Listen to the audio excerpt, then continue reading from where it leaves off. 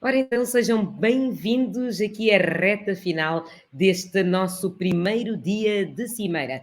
Já tivemos aqui intervenções magníficas e tenho a certeza que já a seguir vamos ter mais uma. Ora bem, vamos falar de saúde e bem-estar. E para falar deste tema, teremos obrigatoriamente que falar dos perigos associados à sua má gestão.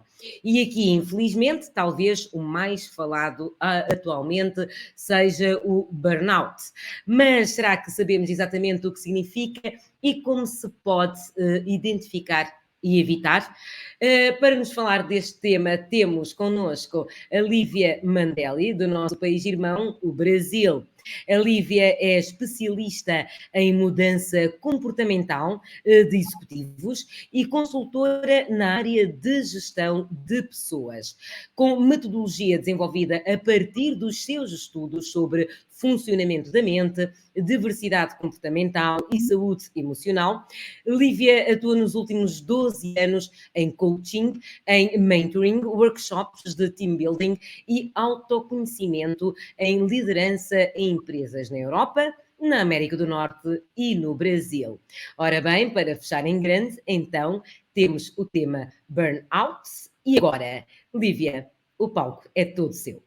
Muito obrigada, Ângela. Primeiramente, um bom dia, boa tarde ou talvez boa noite para vocês do outro lado da telinha. É um prazer enorme estar conversando com vocês aqui hoje sobre um tema tão importante para a gente na atualidade, né? Esse tal de burnout. Vamos discutir um pouquinho sobre ele, entender o que é, como é que a gente trabalha com esse burnout dentro das organizações e muito mais do que isso, né? Qual é o nosso papel quando a gente está nesse mundo enfrentando um burnout, enfrentando uma nova realidade, uma realidade diferente, que não é aquela que a gente estava acostumada a lidar antes da pandemia. Sempre acredito, adorei o tema que a gente vai discutir aqui um pouquinho hoje, né? O e agora? O que a gente faz com essa situação que a gente se encontra hoje, com pessoas esgotadas, com pessoas absolutamente exaustas, como diferenciar, né, essa exaustão do que é realmente o burnout e qual é o papel do indivíduo e das organizações nesse cenário que a gente se encontra. Primeiramente, para a gente começar, eu acho que é justo que a gente defina o que é o burnout, porque muitas pessoas elas têm confundido um pouquinho sobre o que é o burnout e o que é o cansaço.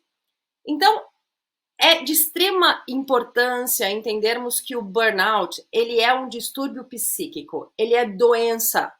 Então, não é porque uma pessoa tem estado cansada com o trabalho ou porque ela está estressada com o ambiente que ela vive que ela está em burnout.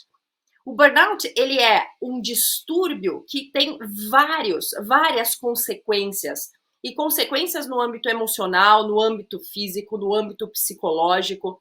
E ele precisa ser cuidado enquanto doença. E não somente cuidado enquanto vamos diminuir a carga de trabalho das pessoas. A gente vai ver que não é isso que resolve o que está acontecendo nos dias de hoje, com esses altíssimos níveis de burnout. O burnout ele vem a ser muito mais do que somente um cansaço.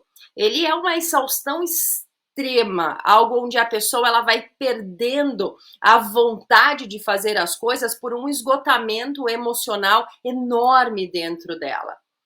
Ainda é importante nós entendermos quais são os sintomas de burnout, porque a gente precisa, dentro das organizações, ter um olhar muito aberto para perceber quando as pessoas estão adentrando a esse distúrbio psíquico, não confundindo o distúrbio psíquico com o cansaço, porque como eu disse anteriormente, o burnout ele vai além do nosso cansaço.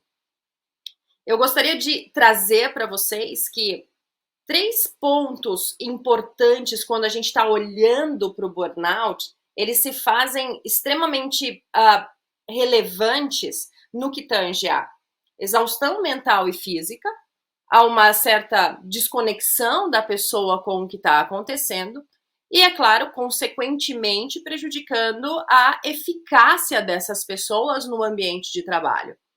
Então, quando a gente está falando de exaustão mental e física, o burnout ele vai trazer para esse indivíduo que está dentro da organização momentos de perda de autocontrole, com uma raiva gigantesca daquilo que está acontecendo dentro da organização. A pessoa passa a ficar mais esquecida das coisas, passa a perder um pouco o foco do que está acontecendo. Algumas pessoas, por causa do burnout, chegam a desenvolver síndrome do pânico, depressão, ansiedade extrema. Então, quando a gente percebe que as coisas elas passam de um cansaço e elas começam a se tornar maiores do que isso, é um sinal para a gente ligar aqui a nossa luzinha e dizer: tem alguma coisa acontecendo com este meu colaborador. É claro que além dessa exaustão mental e física, as pessoas que estão entrando num burnout ou que já estão dentro desse distúrbio psíquico, elas passam a ficar pessoas desanimadas, pessoas sem motivos para trabalhar, pessoas que não querem mais socializar umas com as outras, que não querem mais participar dos desafios da organização. E muitas vezes, se a gente não tem um olhar muito atento para o burnout, a gente acaba entendendo que aquela pessoa é incompetente. E a gente não está falando de incompetência, na verdade é um distúrbio psíquico acontecendo com esta pessoa. Então a gente precisa, neste momento que nós estamos vivendo, diminuir muito a nossa barra de julgamento para o estado mental do outro, para o estado mental das pessoas que estão à nossa frente e passar a entender muito mais o que é que está acontecendo com esse indivíduo. As organizações passam a ter como objetivo comportamental olhar para cada indivíduo enquanto indivíduo e não mais enquanto pessoas que produzem resultados a qualquer custo. Além disso, além dessa desconexão que a pessoa ela começa a sentir devido ao burnout, ela passa, é claro, a ter a eficácia, a entrega de resultados super prejudicada. Porque ela perde o foco, ela começa a ter lapso de memória, ela tem uma maior ansiedade em como lidar com as coisas que estão acontecendo dentro da organização. E tá aí o grande cuidado. Eu tenho visto muitas empresas demitindo pessoas, acreditando na incompetência ou na incapacidade dessas pessoas entregarem resultados, sem olhar para a saúde mental dessas pessoas, para aquilo que está acontecendo. A gente sabe que no final do dia, toda organização, ela quer o quê? Ela quer resultados.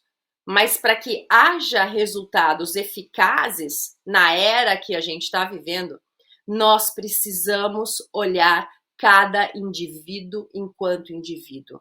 E isso dá um trabalho danado para a gente. Porque antes bastava olhar para o que a organização queria atingir, mobilizar as pessoas para aquele objetivo, para aquelas metas, e as pessoas caminhavam. E hoje as coisas passam a ser um pouco diferentes.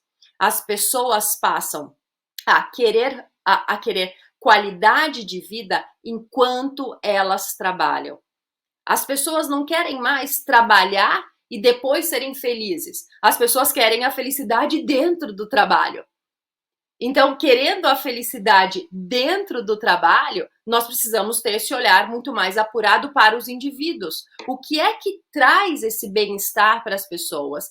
E o que é que a gente faz enquanto organização e enquanto líderes dentro das organizações para diminuir, para minimizar essa exaustão que tem acontecido na maior parte das organizações em todo o mundo. Eu quero mostrar para você uma pesquisa super relevante que mostra a mudança de valores que aconteceu entre antes do Covid, durante o Covid e o pós-Covid nas pessoas que estão dentro das organizações. Veja só. No pré-Covid, eu quero que vocês olhem atentamente para sempre para as três primeiras linhas do pré, durante e do pós-Covid. Aqui é uma pesquisa da Grant Thornton, super recente, agora de 2022, onde foram entrevistados profissionais aqui no Brasil, mas acredito que ela é uma pesquisa generalizável pelo grande número de pessoas envolvidas nela. E mostra que no pré-Covid, os valores que guiavam as pessoas dentro das organizações estava muito ligado com atingir os objetivos, comprometimento, crescimento da organização, que eu chamo de coisificar a organização. Então as pessoas estavam olhando para as coisas dentro da organização. As pessoas estavam olhando somente para os resultados, como é que a gente faz o melhor resultado do ano, custe o que custar. Durante o Covid, as pessoas passaram a ter medo. O medo da morte, o medo do desemprego, o medo da instabilidade, o medo de perder um ente querido, medo, medo e medo. E é óbvio que o valor número 1, ele passou a ser, durante o Covid, a adaptabilidade, que é ou eu me adapto a essa realidade ou eu morro. Então eu preciso me adaptar a tudo isso. A partir dessa adaptabilidade veio, é óbvio, uma necessidade de uma conectividade digital e de uma atitude positiva, porque se eu não tivesse uma atitude positiva, eu provavelmente entraria numa síndrome de exaustão, que é o que antecede o burnout, ou mesmo em um burnout, porque era tudo muito diferente e exigia de mim um pensamento muito diferente daquele que eu estava acostumado no pré-Covid. Mas agora, neste momento que nós estamos vivendo, aparece algo muito novo entre os 3 primeiros valores que regem as pessoas dentro das organizações. A adaptabilidade já estava ali durante o Covid-19, mas surge algo chamado bem-estar enquanto valor. Não enquanto cultura da organização, não está externo mais ao indivíduo. Ele está dentro do indivíduo. Eu tenho brincado que as pessoas, elas não estão mais olhando os great places to work, mas eles estão olhando os great places to run away. Então, quais são os lugares que eu não quero mais trabalhar? Quais são os lugares que não me dão, que não me proporcionam o bem-estar que eu quero para minha vida? Porque eu passei tanto tempo com medo de não ter a vida que hoje eu quero viver. Então, as empresas, elas perdem o direito hoje de não olhar mais para esse bem-estar de forma estratégica. Mas tem um grande problema. Algumas empresas têm olhado para esse bem-estar e entendido que esse bem-estar ele está ligado simplesmente a ambientes que ainda está externo à pessoa, não tem a ver com aquilo que a pessoa está sentindo, com como a pessoa está desempenhando o seu papel, com como a pessoa está colocando as suas habilidades ali no dia a dia. As organizações, de forma sistêmica, têm confundido o bem-estar com ambientes que podem provocar o bem-estar. Eu tenho visto cada vez mais empresas no mundo inteiro tirando todas as paredes da empresa, colocando as pessoas para trabalharem juntas, colocando sofás dentro das empresas para que as pessoas possam trabalhar sentadas no sofá, cafezinho, cappuccino, refrigerante, suquinho, chazinho. Tem colocado todo um ambiente acreditando que é este ambiente que vai trazer esse bem-estar que se tornou o valor número 2 das pessoas no pós-pandemia. Mas o que eu digo para vocês é que este é uma parte minúscula do caminho que a gente precisa percorrer para a minimização do burnout. A minimização do burnout ela vai muito além de um ambiente que seja um ambiente gostoso, que seja um ambiente que, entre aspas, a gente acredite que provoque o bem-estar, que estimule o bem-estar nas pessoas. A gente tem pesquisa recente aí que diz que enquanto os empregadores eles estão dizendo assim, olha, são os ambientes que vão trazer o bem-estar às pessoas, os funcionários estão pensando numa outra caixinha. Numa caixinha diferente. Eu já mostro essa caixinha para vocês. Não estou dizendo que a gente não deve organizar os ambientes de uma forma diferente e que sejam mais acolhedoras. Mas eu estou dizendo que não é só isso. Que não adianta a gente ter um ambiente acolhedor se as pessoas não são acolhedoras. que não adianta a gente ter um ambiente confortável se a liderança da nossa empresa é uma liderança tóxica. Que não adianta a gente ter um ambiente que seja um ambiente gostoso, que provoque a sociabilidade, se a sociabilidade não é o que as pessoas que algumas pessoas estão procurando neste momento. Então é uma questão da gente começar a olhar essa realidade e entender que não são os ambientes que vão trazer a minimização do burnout. São as pessoas. A saúde mental hoje no trabalho, ela é eu diria que um must have. O que seria um must have? A gente não tem escolha. Ou a gente vai trazer essa saúde mental para dentro das organizações, ou as pessoas vão desistir das organizações. A gente tem visto as grandes taxas de demissão de pessoas se autodemitindo das organizações, porque não querem mais. Não querem mais um ambiente que não traga vida em abundância, né? Que é o que as pessoas procuram hoje. As pessoas querem uma felicidade plena enquanto elas trabalham. E a gente sabe que quanto melhor as pessoas estão se sentindo no ambiente de trabalho, mais elas produzem. Só que a gente não pode se enganar que o se sentir melhor no ambiente de trabalho tem a ver somente com um ambiente físico que seja acolhedor. O bem-estar, ele está intrinsecamente ligado com as relações dentro do trabalho. Com como as pessoas estão lidando umas com as outras dentro do trabalho. E eu digo para vocês, né, se a gente olha para trás um pouquinho, e eu pergunto para vocês assim, olha, qual foi, você tem na sua palma da mão aqui, ó, 5 líderes extraordinários que você trabalhou na sua vida? E muitas pessoas dizem para mim, Lívia, eu tenho um líder extraordinário, ou eu nunca trabalhei para um líder extraordinário. O que eu quero trazer para vocês com essa pergunta é que quem teve a oportunidade de trabalhar com um líder extraordinário já vivenciou o real bem-estar dentro das organizações. Porque quando a gente trabalha em um ambiente onde as relações estão no topo, onde as relações estão como as relações de qualidade estão no topo de prioridades da organização, as pessoas têm muito mais vontade de trabalhar naquele lugar, de trabalhar para aquele líder. E muitas vezes a gente está negando isso. A gente está olhando para os resultados, fazendo as coisas acontecerem apesar das pessoas.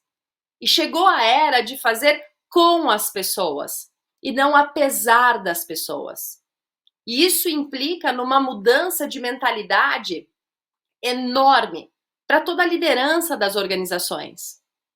Porque ninguém mais quer trabalhar sem estar se sentindo bem nesse ambiente de trabalho. E o se sentir bem tem uma enorme relação com o estilo de liderança, com a relação entre líder e liderado. É esse bem-estar relacional que traz para a gente 125% de menos probabilidade de causar o burnout dentro das organizações. Então, quando eu tenho um líder que vale a pena trabalhar com ele, quando eu tenho liderança altamente capacitada dentro da minha organização, de ter um olhar individual para cada liderado, de ter um cuidado, um acolher individual para cada pessoa, eu diminuo a minha probabilidade de burnout em 125%. Quando eu tenho essa relação, eu tenho 32% menos de chance das pessoas desistirem da organização e se demitirem, dizerem até logo, não quero mais esse ambiente de trabalho. E 41% de menor taxa de absenteísmo. Então não está na mão, nota, não está na mão do ambiente físico. Está na nossa mão, na minha mão e na sua mão. No desenvolver relacionamentos que tenham uma cola, que eu chamo de cola de afetividade organizacional, onde eu olho para as pessoas e me importo com quem são essas pessoas, com a necessidade individual de cada uma, e não mais somente a necessidade coletiva. É como se eu precisasse desembaçar a minha lente e começar a liderar um a um dentro da organização. E por que isso é tão importante? Eu chamo de triste e feliz realidade, porque ela é triste porque provoca uma mudança gigantesca na nossa mentalidade enquanto líderes de organizações, mas ao mesmo tempo é muito feliz porque a gente está mudando para melhor, a gente não está mudando para pior. Então a gente tem uma encrenca aí para ser resolvida, que é a encrenca do que as pessoas valorizavam e do que as pessoas valorizam hoje com esse período de 2 anos e pouco aqui que a gente teve de Covid. Então é óbvio que antes a nossa cabeça de liderança dentro das organizações era uma cabeça que estava bastante focada em deixa eu pagar as pessoas bem, deixa eu trazer os benefícios que sejam importantes para as pessoas, deixa eu criar um ambiente onde as pessoas tenham oportunidades de crescimento dentro da organização. Preciso proporcionar um trabalho que as pessoas queiram fazer esse trabalho, que seja um trabalho desafiador, um trabalho que tire as pessoas da zona de conforto. Preciso ter boas relações, desenvolver, né, no meu time, boas relações das pessoas, boas relações de colaboração entre as pessoas, um ambiente onde as pessoas se sintam ok para trabalhar durante o período de trabalho, e uma comunicação que seja clara, transparente, que aliás eram as palavras da moda ali no pré-Covid, comunicação clara e transparente. Não que não sejam importantes, ainda são importantes, mas o que acontece é que a cabeça das pessoas, a mentalidade das pessoas no pós-Covid, ela começa a olhar as coisas por uma vertente diferente, que não é mais somente a vertente de pagamento, de ambiente, de benefício. As pessoas, elas estão procurando cada vez mais liberdade na zona de maestria. E deixa eu explicar isso para vocês. A liberdade na zona de maestria nada mais é do que eu quero trabalhar e eu quero entregar para a organização aquilo que eu sou bom. Então, se eu sei fazer muito bem essa atividade, deixa eu entrar nos desafios onde eu possa colocar minha competência em cima da mesa. Eu quero usar as minhas habilidades. Não é o momento da gente puxar o elástico da performance para tirar as pessoas da zona de conforto de competência delas. É o momento de eu usar as potencialidades de cada um. E é claro que para isso a gente precisa de um olhar individualizado para entender qual é a potencialidade de cada um. As pessoas querem mais cuidado. As pessoas querem um olhar nosso de liderança, onde a gente entenda a necessidade individual de cada um.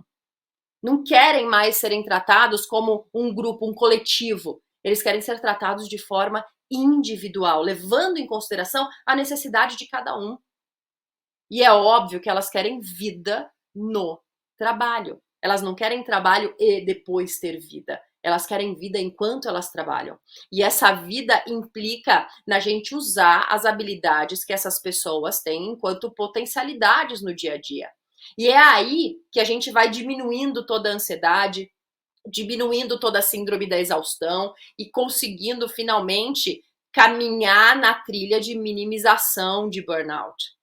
Eu ainda digo para vocês que aquelas sensações, né, que as pessoas tinham durante a pandemia, que era preciso estar 24 horas disponível para a organização, ninguém mais respeita meu horário de almoço, não tenho mais horário de intervalo, essa sensação de tratamento injusto, né? Meu líder não está falando comigo, meu líder falou com tal pessoa, mas não me ligou, não falou comigo.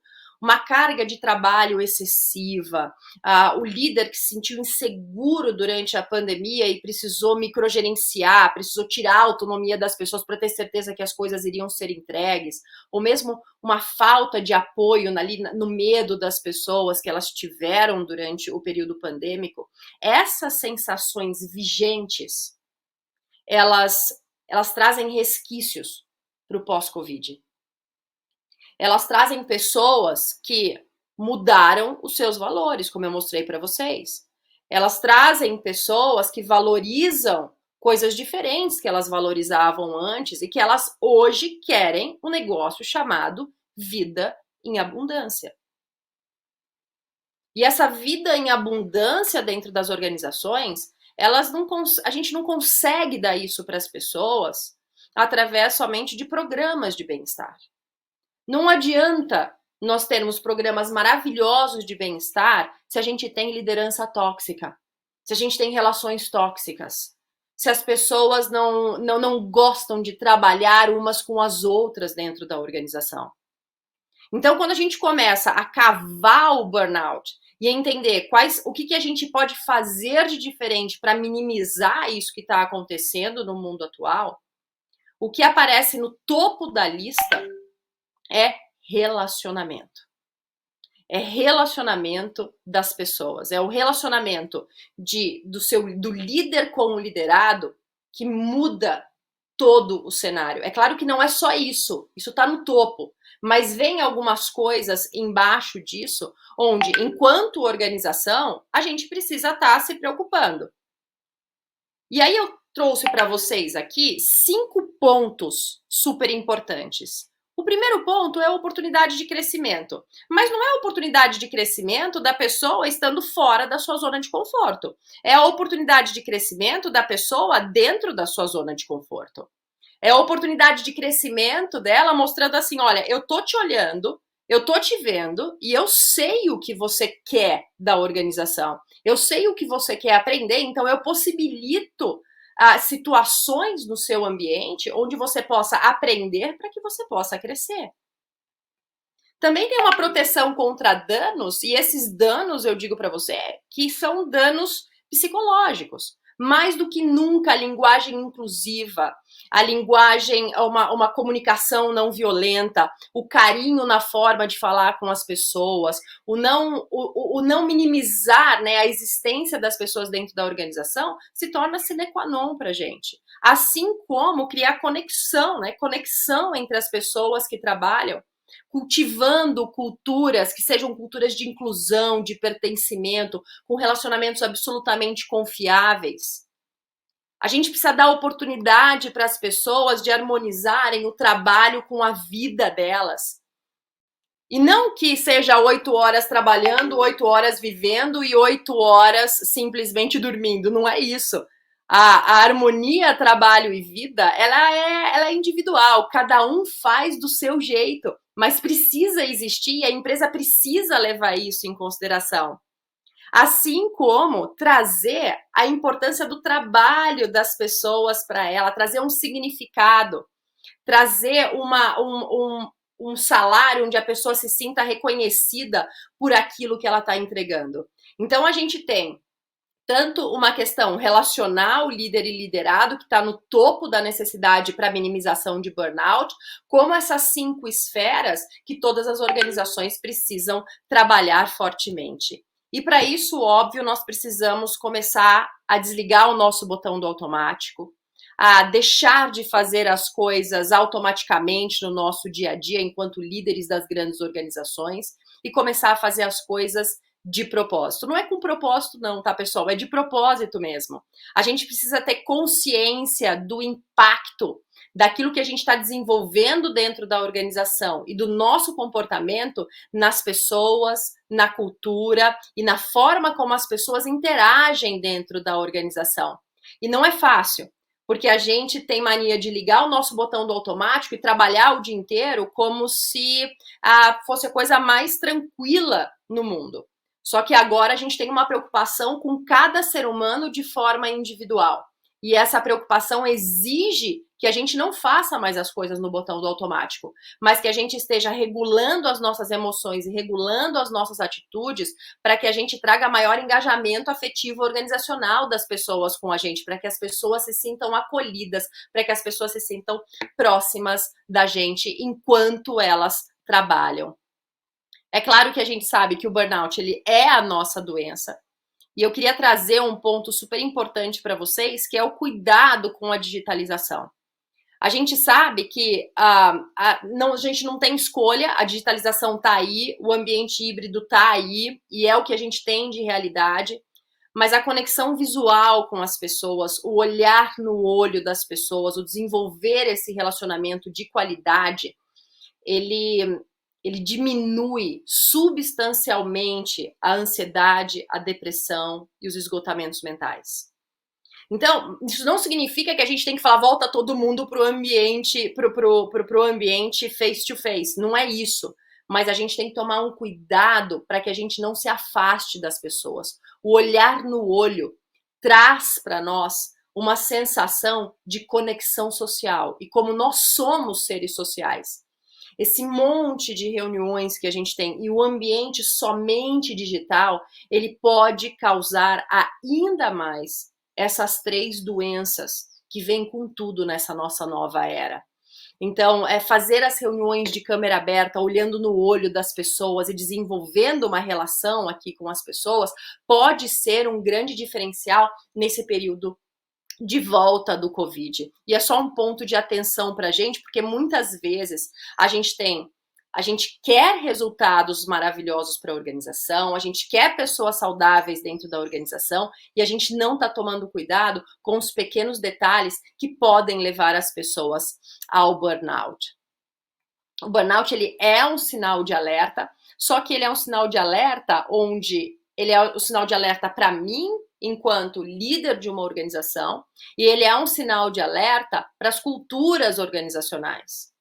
E principalmente para as culturas organizacionais que provocam um ambiente de toxicidade emocional, mas prezam pela saúde mental. Então, eu não tenho lideranças capacitadas, eu não tenho sistemas que provoquem o bem-estar na pessoa, não temos valorização das capacidades das pessoas, não temos usar as zonas de maestria das pessoas nos projetos que desenvolvemos dentro das organizações, mas queremos um baixo nível de burnout. Eu digo para vocês, é impossível. Então, é como se a gente tivesse que trabalhar em toda a organização, enquanto indivíduos e enquanto cultura, para que a gente consiga um ambiente que realmente atenda às necessidades atuais. A gente vê aqui nesse gráfico que a maior parte das pessoas, elas deixam o trabalho, ou elas têm os sintomas de burnout, ou elas se sentem estressadas, ou elas têm depressão, ou ansiedade por ambientes tóxicos. Então fica a dica que o negócio não é trabalhar no sistema físico da organização, mas é trabalhar no como as pessoas estão se relacionando dentro das organizações. Eu achei incrível quando estudando o tema de quiet quitting, de burnout ou de toxicidade organizacional, a influência disso no burnout. E aí encontrei o dado recente, publicado agora, ainda esse ano, onde 85% da população global está quiet quitting. O que significa que 85% da população global está desistindo das organizações, ou desistindo de fazer as entregas que faziam antes, com aquele esforço, com aquela carga emocional, aquela carga atitudinal extra que tinham antes. Então, não adianta a gente dizer como é que a gente vai engajar as pessoas hoje. O momento é de pensar como é que eu trago a saúde mental para as pessoas dentro do ambiente organizacional, para que trazendo a saúde mental para as pessoas, elas se engajem cada vez mais. A gente está num dos piores cenários de desistência organizacional que a gente viu nas últimas décadas. E está na nossa mão fazer essa grande mudança. Porque se eu mudo e você muda, a gente vai influenciando todo o meio para fazer uma grande bolha de mudança, que é a mudança tão necessária no momento atual. Para prevenir os quadros de exaustão, é claro, eu trago 3 sugestões para vocês, que a primeira sugestão é para tentar respeitar os horários de descanso das pessoas, tentar respeitar como é que cada pessoa funciona, principalmente nesses ambientes virtuais. Então, conhecer cada liderado, entender as necessidades de cada um. Olha o resultado, olha o que precisa entregar, mas ao mesmo tempo, olha o respeito que você precisa ter com aquele indivíduo, porque hoje as pessoas prezam muito esse respeito. Então, quais são as regras de ouro das pessoas que trabalham com você? Você sabe quais são as regras de ouro? Você tem ultrapassado essas regras de ouro? Você tem invadido essas regras de ouro? Ou você tem levado em consideração essas regras de ouro para manter um ambiente organizacional que não seja tóxico, que não tire a motivação, que não tire a vontade das pessoas de estarem trabalhando na organização com você. A minha segunda dica para vocês é para investir na eficácia, que até trouxe aqui a primeira frase para vocês, né, do investir na eficácia, que é se você tem uma equipe frustrada, que diz, não consigo, não dá para fazer, isso é impossível, é um sinal vermelhíssimo para você, porque significa que você não está usando a zona de maestria das pessoas. Que você está colocando um objetivo que fica além dessa zona de maestria. E agora não é o momento, lembra, de puxar o elástico, porque se você puxar o elástico da performance dessas pessoas, elas entram no burnout, elas entram no quiet quitting, na desistência. Claro que para a gente... Só para dizer, desculpa interromper, só para dizer que o nosso tempo já terminou. Tá, eu tenho mais 1 minuto, pode ser? Vamos a isso. Tá, perfeito. Por último, a gente tem o atribuir o significado à rotina das pessoas. Atribuir o porquê que as pessoas estão fazendo aquilo que elas estão fazendo. O porquê que elas precisam fazer aquilo que elas estão fazendo. Quando a gente traz um significado para as pessoas, é claro que elas se engajam muito mais naquilo que elas precisam fazer. Então, eu diria que nós precisamos, hoje, uma cabeça muito clara em capacidade para lidar com as adversidades e conflitos que estão aparecendo e que vão continuar aparecendo aí nos próximos anos. Estimular o prazer das pessoas em realizar as atividades, levar em consideração os objetivos de carreira de cada um dentro das suas zonas de maestria, entender o propósito de cada pessoa que trabalha com você e dar foco nisso. São essas coisinhas que fazem a grande diferença. O convite para fazer essas coisas é meu, mas eu digo que essa é uma necessidade atual da sociedade. A gente não tem outra escolha, a não ser olharmos para nós mesmos e dizermos assim, ó, qual é o meu papel para minimizar esse mundo de falta de saúde mental que a gente tem vivido. É o que eu faço de diferente a partir de hoje. Obrigada. Muito, muito obrigada, Lívia Mandelli, por estas palavritas aqui de fecho do nosso primeiro dia de Cimeira. Com certeza, muito teremos aqui para refletir nas nossas organizações, em tanto que líderes e até em tanto que colaboradores das mesmas. Muito, muito obrigada. Imagina, obrigada, Ângela, foi um prazer. Obrigada por este momento de inspiração. E agora, boas e más notícias. Bom, as más é que a sessão de hoje chegou ao fim, infelizmente, mas as boas é que amanhã regressamos à mesma hora, com mais temas e mais oradores fortes e cheios de vontade de partilhar conhecimento. Amanhã serão o dia terá como tema principal pessoas e cultura organizacional, portanto, não percam, cá vos esperamos. Até amanhã e tenham um ótimo dia.